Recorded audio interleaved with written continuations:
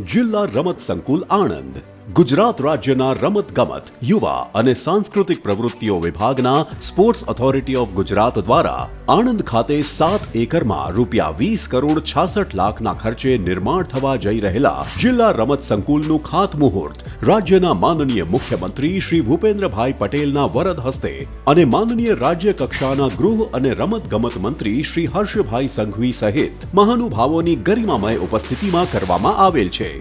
આણંદમાં જિલ્લા રમતગમત સંકુલનું નિર્માણ થતા આણંદ જિલ્લાના ખેલાડીઓને ઘર આંગણે જ સ્પોર્ટ્સ ક્ષેત્રે અદ્યતન સુવિધાઓ મળતા આણંદના ખેલાડીઓ વધુને વધુ મેડલ હાંસલ કરશે. જિલ્લા રમત સંકુલમાં ઇન્ડોર અને આઉટડોર રમતો માટે વિશેષ સુવિધાઓ ઉપલબ્ધ થશે. ઇન્ડોર રમતોમાં badminton, table tennis, basketball, shooting range સહિત અનેક રમતો ઉપરાંત આઉટડોર રમતોમાં synthetic tennis court, synthetic basketball court, grassy hockey ground, kabaddi court, kho kho કોર્ટનો સમાવેશ કરાયો છે.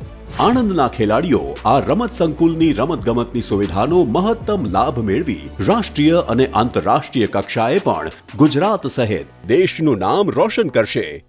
જય જય ગરવી ગુજરાત.